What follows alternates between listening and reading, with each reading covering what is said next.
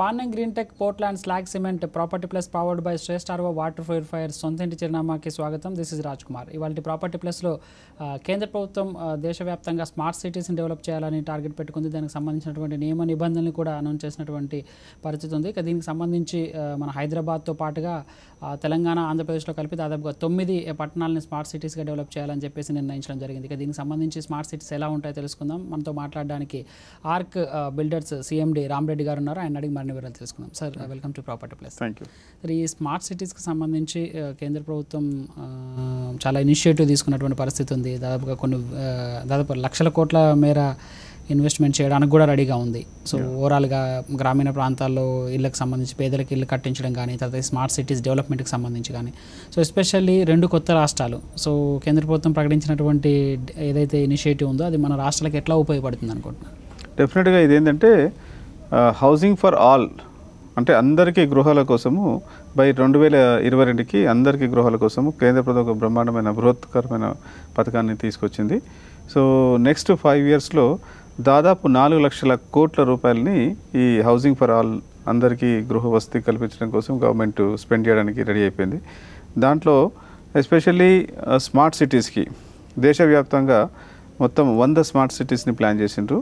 So దానికి 48,000 కోట్ల రూపాయలు స్మార్ట్ సిటీస్ కోసమని. తర్వాత అమృత్ అనే ఒక పథకం కూడా రీసెంట్గా లాంచ్ చేశారు మొన్న 25వ తారీఖు నాడు ప్రధానమంత్రి. సో ఆ పథకం కింద 500 సిటీస్ని డెవలప్ చేయాలని ప్లాన్ చేశారు. అంటే చిన్న చిన్న టౌన్స్ని డెవలప్ చేయాలని. దీని మెయిన్ ఉద్దేశం ఏంటంటే 2050కి మొత్తం భారతదేశ జనాభాలో కానీ ప్రపంచవ్యాప్తంగా చూసుకుంటే ఏమైందంటే అంటే విలేజెస్ నుంచి అందరూ మైగ్రేట్ అవుతున్నారు, పట్టణానికి మైగ్రేట్ అవుతున్నారు. దాదాపు 70% మంది పట్టణాల్లో నివసించబోతున్నారు బై 2050కి. సో దానికి మనము ప్రిపేర్నెస్ కోసము ఈ పథకాలు. సో ఎందుకంటే especially when talking about smart cities అంటే అన్ని వసతులు, క్లీన్లీనెస్ అనుకోండి, clean air, sanitation, 24/7 water supply, 24/7 అంటే 24 గంటలు విద్యుత్ సరఫరా, అలాగే అన్ని ఎంటర్టైన్మెంట్ అనుకోండి, తర్వాత హెల్త్ కేరు, తర్వాత టోటల్గా వైఫై జోన్ కంప్లీట్గా, ఇవన్నీ వేరియస్ అంటే థింగ్స్ అన్నీ కలిపి ఈ స్మార్ట్ సిటీగా ఒక అంటే లివబుల్ కండిషన్, అంటే వాక్ టు వర్క్ అంటే దగ్గరలోనే ఆఫీసెస్ కూడా దగ్గరలో పెట్టుకోవడానికి, అంటే మ్యాక్సిమం ట్రావెల్ డిస్టెన్స్, అంటే మామూలు సిటీలో అయితే మ్యాక్సిమం ట్రావెల్ డిస్టెన్స్ 30 నిమిషాల్లో పోవడానికి. తర్వాత అది పెద్ద సిటీస్లో అయితే మ్యాక్సిమం 45 నిమిషాల కంటే ఎక్కువ పట్టకూడదని. సో చాలా రకాలుగా ఇవన్నీ చేసేసి ఒక స్మార్ట్ సిటీస్ డెవలప్ చేయాలని 100 సిటీస్ చేయాలనుకున్నారు. దాంట్లో తెలంగాణలో ఒక 5 సిటీసు, అదేంటంటే హైదరాబాదు, వరంగల్, తర్వాత కరీంనగర్, నల్గొండ, తర్వాత రంగారెడ్డి డిస్ట్రిక్ట్స్. సో ఇక్కడ ఉన్నాయి. తర్వాత అదేవిధంగా ఆంధ్రప్రదేశ్కి వస్తే విజయవాడ, వైజాగ్, చిత్తూరు, ఇవన్నీ 9 స్మార్ట్ సిటీస్ ఉన్నాయి. అలాగే ఇప్పుడు అమృత్ పథకం కింద వచ్చినేమో దాదాపు ఆంధ్రప్రదేశ్లో 31 టౌన్స్ని, తెలంగాణలో 15 టౌన్స్ని దే ఆర్ సెలెక్టెడ్. సో ఇది డెఫినెట్గా చాలా మంచి రెవల్యూషన్ కాబోతుంది ఈ స్మార్ట్ సిటీస్కి వచ్చి. ఇప్పుడు రైట్ నౌ చూసుకున్నట్లయితే మనం హైదరాబాద్ ఆల్రెడీ ఆల్మోస్ట్ అంటే మీరు ఏదైతే స్మార్ట్ సిటీ కింద కన్సిడర్ చేసినటువంటి ఫీచర్స్ ఏదైతే ఉన్నాయో ఆల్మోస్ట్ హైదరాబాద్లో ఉన్నాయి. లైక్ విశాఖపట్నంలో కూడా ఆల్మోస్ట్ అట్లాంటి ఫీచర్స్ ఉన్నటువంటి పరిస్థితి. అంటే ఎక్కువ మట్టుకి పట్టణాల నుంచి అంటే ప్రజలు ఏదైతే గ్రామీణ ప్రాంతాల నుంచి ఇటు పట్టణాలకు మైగ్రేట్ అవుతున్నారు అనుకున్నాం. సో మైగ్రేట్ కావడానికి అక్కడ ఉన్నటువంటి పరిస్థితులు, అంటే అక్కడ ఎంప్లాయబిలిటీ ఎట్లాంటిది క్రియేట్ చేయడం మీద దృష్టి పెడితే బాగుంటుంది. కానీ అంటే మైగ్రేషన్ అనేది పూర్తి స్థాయిలో పట్టణాల్లోకి వస్తే అసలు రూరల్ ప్రాంతాలు ఏమవుతాయని చెప్పి చాలామంది ప్రశ్నిస్తున్నటువంటి పరిస్థితి ఉంది. స్మార్ట్ సిటీలు డెవలప్ చేయడానికి వ్యతిరేకం కాదు, కానీ ఉద్యోగ కల్పన ఇట్లాంటి వాటి మీద దృష్టి పెట్టాల్సిన. అదే దానికోసమే అమృత్ అనే పథకం వచ్చింది కదా, 500 టౌన్స్ని సెలెక్ట్ చేసుకోవడం. అదేమో 100 సిటీ ఏమో స్మార్ట్ సిటీస్. అమృత్ పథకం కింద 500 సిటీస్ ఉన్నాయి.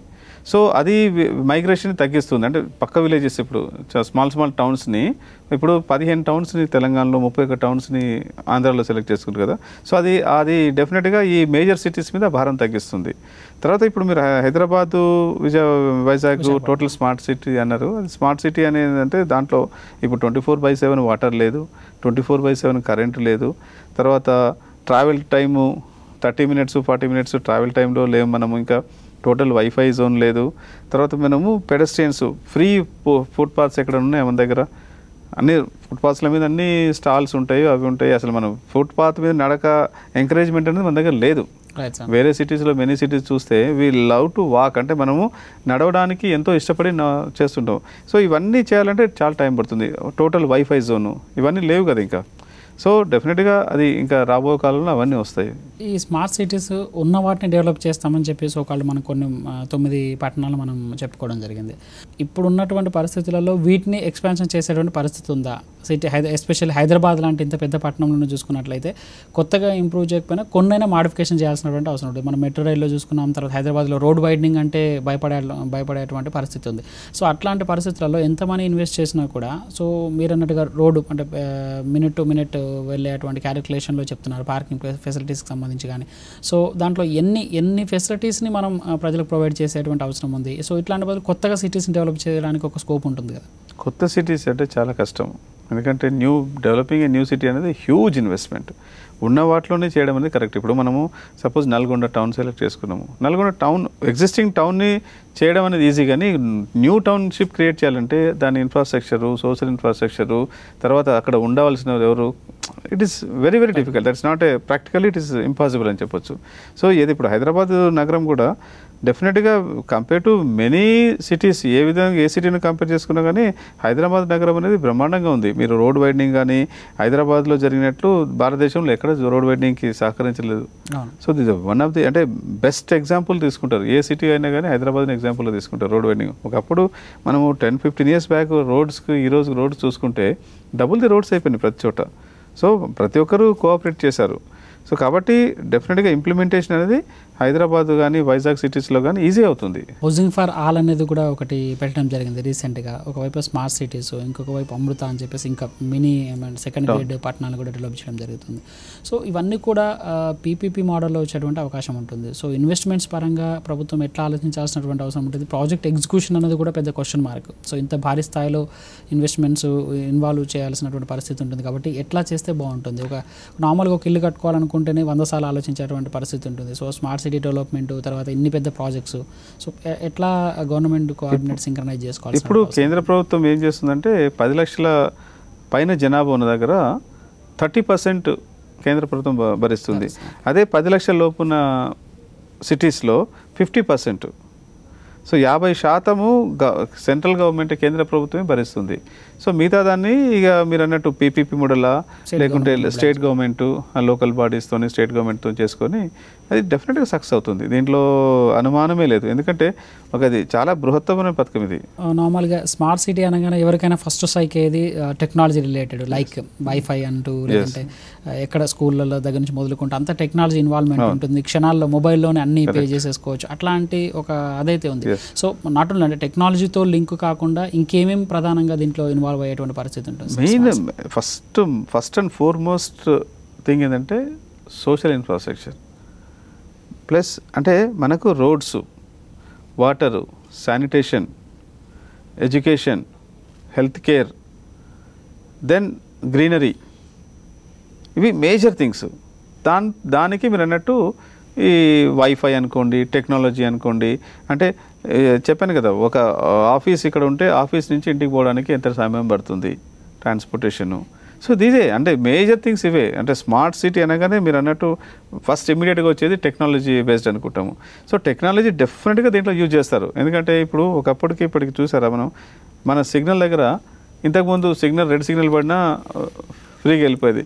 ఇప్పుడు రెడ్ సిగ్నల్ పడి ఒక వెహికల్ అక్కడి నుంచి రావట్లేదంటే కూడా we're waiting for a minute also. ఎందుకంటే అక్కడ కెమెరా తీస్తుంది, మీకు ఇంటికి బిల్ వచ్చేస్తుంది. సో అట్లాంటివి ఇప్పుడు కంప్లీట్గా టెక్నాలజీ యూజ్ చేసుకొని ఎవ్రీవేర్. ఇప్పుడు చూసారు కదా ఎన్ని కేసులు ఎంత ఈజీగా, అంటే గంటల్లోనే కొన్ని కేసులు సాల్వ్ చేయగలుగుతున్నారు పోలీసు. ఎందుకంటే ఇది ఆల్ టెక్నాలజీ. సో ఫ్యూచర్ మొత్తం టెక్నాలజీలో ఉంటుంది గ్యారంటీగా. టెక్నాలజీ అని ఇప్పుడు మీరు వేరే అడ్వాన్స్డ్ కంట్రీస్కి వెళ్తే అసలు వారు ఈవెన్ రోడ్డు మీద actually taxis, when I went to Singapore ఒకసారి పోయినప్పుడు ట్యాక్సీ స్టాండ్ ఇక్కడ నిలబడి ట్యాక్సీ అంటే వాడు ఆపి అక్కడ ట్యాక్సీకి సపరేట్ స్టాండ్ ఉంటుంది. అక్కడికి మనం పోతేనే వాడు ఎక్కించుకుంటాడు, మనం ఇక్కడ ఎక్కించుకోడు. అట్లాంటివన్నీ రాబోతుంటాయి. మనకు ఫ్యూచర్లో ఆర్గనైజ్డ్ మేనర్లో. ఎందుకంటే ఇవన్నీ ఏంటంటే ఎవ్రీవేర్ టెక్నాలజీ యూజ్ చేసుకొని ఎక్కడ తప్పు జరుగుతున్నాయని ఇమీడియట్గా వాడికి నోటీస్ వెళ్ళిపోతుంది. సో స్పీడ్ లిమిట్స్ అనుకోండి, ఏమన్నా ప్రతి ఒక్కటి. సరిగ్గా ఈ స్మార్ట్ సిటీకి సంబంధించి ఉన్న సిటీలనే డెవలప్ చేస్తున్నారు. సో కొత్తగా ఏరియాను విస్తరించడం కానీ ఇట్లా చేయకుండా ఉన్న ప్లేసులలోనే కంఫర్టబుల్ లివింగ్ లైఫ్ స్టైల్ని క్రియేట్ చేయబోతున్నారు. కాబట్టి సో కొత్త ప్లేసులలో ఇప్పుడు రియల్టర్లకు కానీ కొత్తగా ఇన్ఫ్రాస్ట్రక్చర్కి సంబంధించి కానీ సో రియల్ ఎస్టేట్స్ కానీ ఈ పట్టణాలలో ఎట్లా ఉండబోతున్నాయి? ఆల్రెడీ మన ఎస్పెషల్ హైదరాబాద్ లాంటి పట్టణాన్ని చూసుకున్నట్లయితే, విశాఖ లాంటి పట్టణాన్ని చూసుకున్నా కూడా చాలా ర్యాపిడ్గా ఎక్స్పాన్షన్ జరుగుతుంది. మనం మీరంటే 125 కిలోమీటర్ల outer ring road, so inner ring రోడ్లోనే ఆల్మోస్ట్ మనం ఇప్పుడు ఉన్నటువంటి పరిస్థితి. ఇంకా ఎట్లా ఉండబోతుంది రియల్ ఎస్టేట్ డెవలప్మెంట్ ఈ స్మార్ట్ సిటీ వల్ల? డెఫినెట్గా బాగుంటుంది. ఎందుకంటే ఇన్వెస్ట్మెంట్స్ వస్తున్నాయి కదా. ఇన్వెస్ట్మెంట్ రాగానే ఒక సిటీ గురించి ప్రతి ఒక్కరికి అవగాహన వస్తుంది. అరే ఫలానా హైదరాబాద్ సిటీకి పోగానే ఎస్ యూ కెన్ హ్యావ్ అన్నీ ఉన్నాయి అనుకో. సో ఇన్వెస్ట్మెంట్, ఫారిన్ ఇన్వెస్ట్మెంట్స్ అనుకోండి, మన లోకల్ ఇన్వెస్ట్మెంట్స్ అనుకోని ఒక్కసారి అది స్టార్ట్ అయిపోయి ఇన్వెస్ట్మెంట్స్ రాగానే ఎంప్లాయ్మెంట్ జనరేషన్, ఇదంతా ఒక సైకిల్. సో ఎంప్లాయ్మెంట్ జనరేషన్ రాగానే మళ్ళీ రీఇన్వెస్ట్మెంట్ రియాలిటీలకు వచ్చేస్తుంది. ఒకసారి శాలరీస్ బాగా వచ్చినాయి అనుకోండి, ఫస్ట్ ఏం చేస్తారు, కార్ కొనుక్కుంటారు, తర్వాత ఇమీడియట్గా నెక్స్ట్ హౌస్, ఎనీ ఎంప్లాయ్మెంట్. ఇప్పుడు చూసారు కదా, ఒకప్పుడు ఇల్లు కొనాలంటే రిటైర్మెంట్ వయసుకు వచ్చినప్పుడు ఇల్లు కట్టుకునేవాళ్ళు పాపం. ఈరోజు ఉద్యోగం జాయిన్ అయిన 2 years లోపలనే is looking for a house. 2 సంవత్సరాలనే ఇమీడియట్గా ఇల్లు కొనాలనే ఉద్దేశంతో ఉన్నారు. కాబట్టి ఇవంతా ఒక సైకిల్లో డెఫినెట్గా రియాలిటీకి బాగుంటుంది. సార్ ఇక డెవలప్ కంట్రీస్లో చూసుకోవచ్చు. ఇప్పుడు మనం సపోజ్ అంటే అమెరికా లాంటి కంట్రీ కావచ్చు, సో దాంట్లో ఉన్న చిన్న స్టేట్తో కూడా మనం పోల్చుకోలేనటువంటి పరిస్థితి. సో ఫ్యూచరిస్టిక్గా చూస్తే సో నిజంగా అమెరికా లాంటి డెవలప్డ్ కంట్రీస్లో అంత ఆర్గనైజ్డ్ వేలో మనం వెళ్ళడానికి స్కోప్ ఉందా? మనకున్న పరిస్థితులు అమెరికాకున్న పరిస్థితులు వేరు. మన ల్యాండ్ ఎంత ఉంది, అమెరికాలో ఎంత ఉంది. ఒక స్టేట్ అంత చూస్తే మన కంట్రీ అంత land, I mean that's a huge. America is a huge. So మనము అమెరికాతో పోల్చుకోవడంలో అంటే మనకున్న పాపులేషన్ అనుకోండి, ఏ విషయంలో చూసుకున్నా కానీ పర్ క్యాపిటా ఇన్కమ్ మనం చాలా వెనకబడి ఉన్నాము. కాకుంటే ఈ రోజైతే ఏదైతే కొన్ని స్టెప్స్ అంటే వేస్తున్నామో, అడుగులు వేస్తున్నామో, డెఫినెట్గా భావితరాల్లో 2050 అనుకోండి, డెఫినెట్గా విల్ బి అంటే ఆల్మోస్ట్ రీచ్ అయిపోతామని మనకు ఆల్రెడీ అనాలిసిస్ ఉన్నాయి. China and China is going to beat America, we're going close to America. డెఫినెట్గా జరుగుతుంది అది. ఎందుకంటే ఇంత మంచి టెక్నాలజీ, మనకు biggest asset for India is human resource. మనకు యువత అనేది బిగ్గెస్ట్ అసెట్ మనకు భారతదేశానికి. సో అది ఏ ప్రపంచంలో ఏ దేశానికి లేదు. ఆ యువత అనేది, ఈ యువతతోని మనము నెక్స్ట్ జనరేషన్కి అంటే మనకు రాబోయే 20 సంవత్సరాలు 30 సంవత్సరాల్లో మనకు అది biggest advantage. We're going to అంటే మేజర్ అంటే ఒక city, I mean major country లాగా ఎదగబోతున్నాం మనం. Thank you sir. ఓవరాల్గా చూసుకున్నట్లయితే స్మార్ట్ సిటీస్ రావడం వల్ల వరల్డ్లోనే మన హైదరాబాదే కాదు టోటల్ వరల్డ్లోనే ఇండియాకు ఒక మంచి పేరు వస్తుందని చెప్పేసి ఆశిద్దాం. ప్రాపర్టీ ప్లస్లో షార్ట్ బ్రేక్ తీసుకుందాం. బ్రేక్ తర్వాత వాస్తు సెగ్మెంట్ చూద్దాం. Welcome back to property plus. ఇప్పుడు వాస్తు సెగ్మెంట్ చూద్దాం.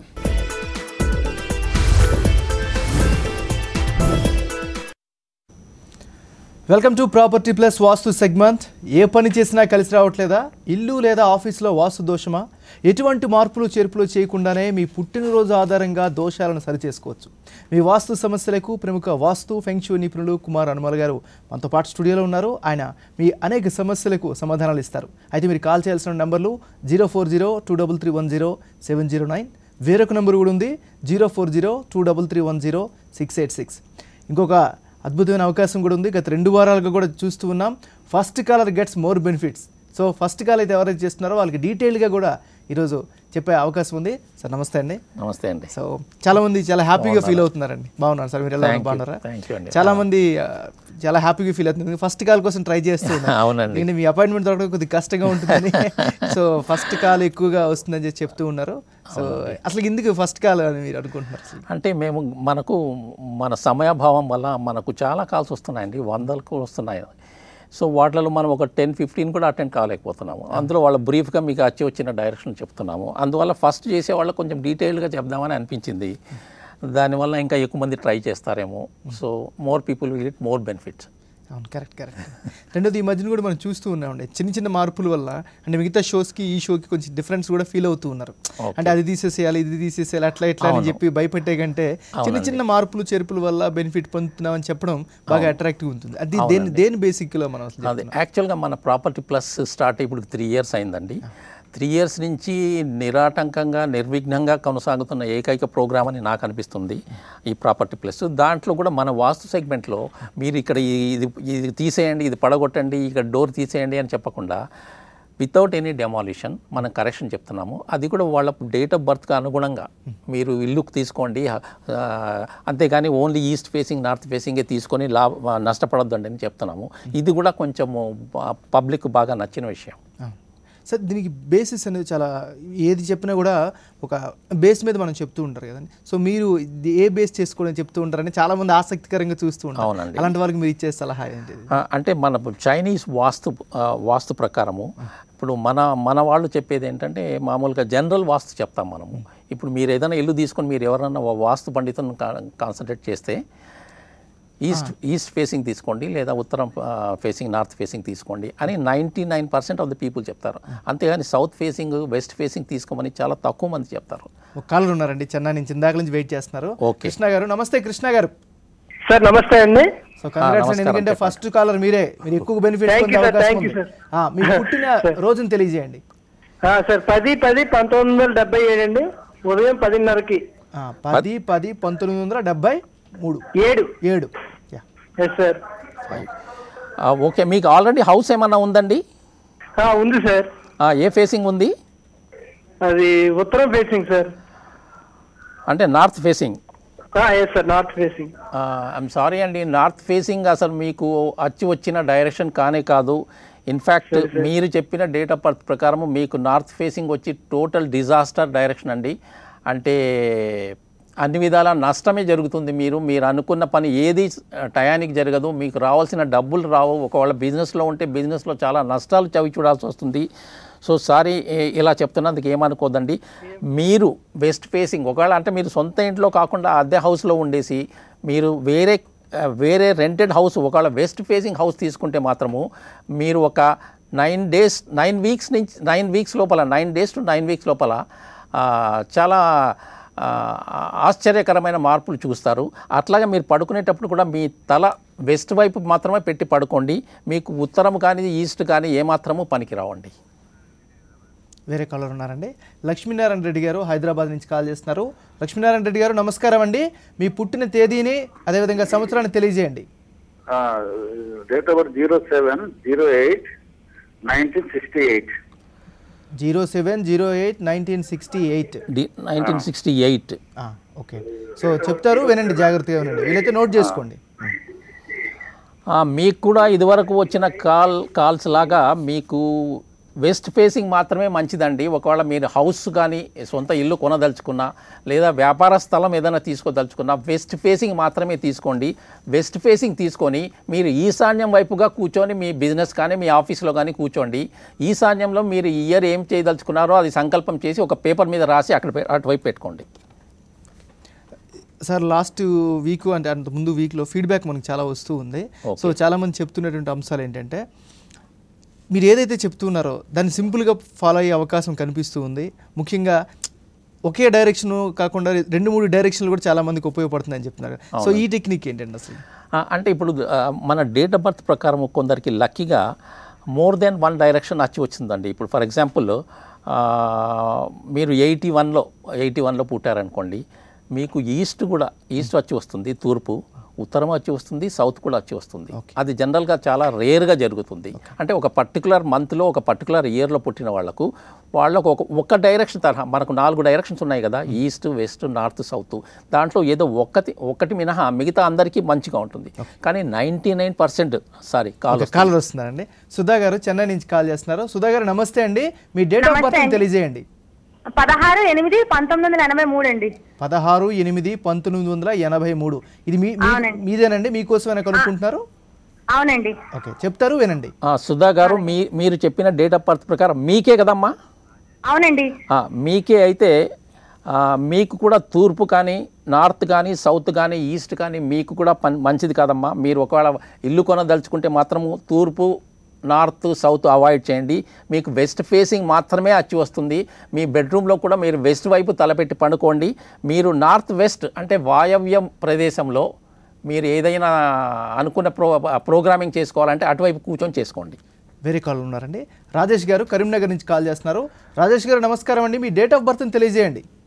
సార్ 9/10/1993. 9/10/1993 ఇది మీ డేట్ ఆఫ్ బర్తేనండి? అవునండి. ఓకే, చెప్తారు, మీరు జాగ్రత్తగా వినండి, వీలైతే నోట్ చేసుకోండి. ఓకే. 9/10/1993 అండి? అవునండి. ఓకే, మీకు ఈస్ట్ బాగా పనికొస్తుందండి. మీరు ఈస్ట్ వచ్చిన డైరెక్షను మీరు ఇల్లు కొనదలుచుకుంటే లేదా వ్యాపార స్థలం కొనదలుచుకుంటే ఈస్ట్ ఫేసింగ్గా తీసుకోండి. ఈస్ట్ ఫేసింగ్గా తీసుకొని మీరు కూడా వాయవ్యంను చూస్తూ కూర్చోండి. వేరే కాలర్ ఉన్నారండి.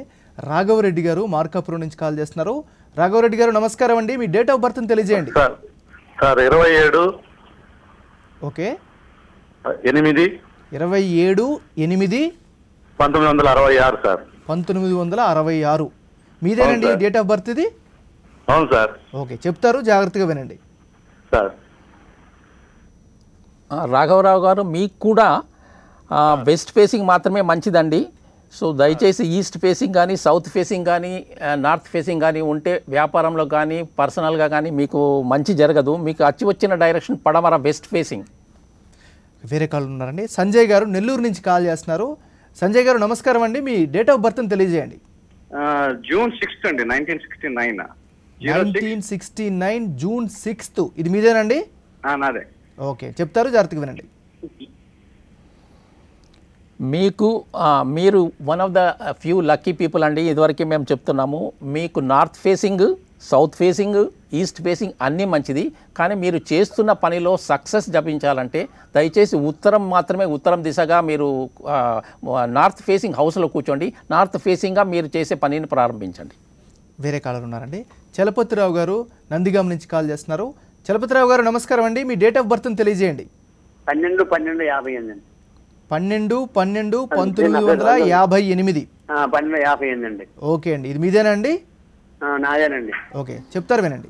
చలపతిరావు గారు మీకు కూడా వచ్చిన డైరెక్షన్ వెస్ట్ ఫేసింగ్ మాత్రమే అండి. మీరు ఒకవేళ వ్యాపారం చేస్తుంటే దయచేసి మీరు షాప్లో కానీ మీరు చేస్తున్న వ్యాపార ప్రదేశంలో వెస్ట్ వైపు పడమరకంగా కూర్చోండి. ఇంట్లో తల మాత్రం వెస్ట్ వైపు పెట్టి పడుకోండి. మీరు ప్రోగ్రామింగ్ వెస్ట్ వైపు నుంచి చేసుకోండి. మీకు అది సక్సెస్ డైరెక్షన్. ఓకే, కుమార్ గారు ఈ మధ్యకాలం చూస్తూ ఉన్నాం. సో ఈ ప్రోగ్రామ్ చాలామందికి అవేర్ చేస్తూ ఉంది. ముఖ్యంగా ఆ విషయంలో మీకు కంగ్రాట్స్ చెప్పాల్సిన అవసరం ఉంది. దేనికంటే అద్దిల్లికి సొంత ఇల్లుకి పెద్ద తేడా ఉండదు, సొంత ఇల్లు కట్టుకున్నప్పుడు మాత్రం ఉంటే బాగుంటుందని చెప్పి మీరు ఇచ్చిన ఎగ్జాంపుల్ చాలా మందికి చెప్తున్నారు, చాలా మంది రిసీవ్ చేసుకుంటున్నారు. దానికి మంచి కామెంట్స్ ఫీడ్బ్యాక్ కూడా వస్తుంది. So how you feel about that? It's very positive sign అండి. ఎందుకంటే చాలామందికి ఒక అపోహ ఉంది. అద్దె ఇంట్లో ఉన్న మనం వాస్తు చూడాల్సిన అవసరం లేదు, అట్లే అపార్ట్మెంట్లో ఉంటే చూడాల్సిన అవసరం లేదు అని. సో నేను దానికి ఏం చెప్తానంటే బేసిక్గా లాస్ట్ టైం కూడా ఇదే ఎగ్జాంపుల్ ఇచ్చాను. మీరు మీ ఫ్రెండ్ అమెరికా నుంచి వచ్చాడు, అతను సిటీలో తిరగదలుచుకున్నాడు, మీ కారు ఆయనకి ఇచ్చారు. యాక్చువల్గా కారు ఓనర్ మీరు, కానీ ఆయన యూజ్ చేస్తున్నాడు. కానీ ఆ కార్లో ఏదైనా లోపం ఉంటే ఆయనకు అఫెక్ట్ అవుతుంది కానీ మీకు అఫెక్ట్ కాదు. So whoever is using whether it is own car or somebody's car, దాని ఎఫెక్ట్ మీకు. అట్లాగే మీరు అద్దె ఇంట్లో ఉంటే దాంట్లో వాస్తు డిఫెక్ట్ ఏమైనా ఉంటే తప్పనిసరిగా మనం we have to pay price. Thank you so much sir. ఈరోజు మీరు వచ్చి చాలా మంచి వాల్యుబుల్ ఇన్ఫర్మేషన్ ఇచ్చినందుకు. ఇది ఇవాల్టి వాస్తు సెగ్మెంట్.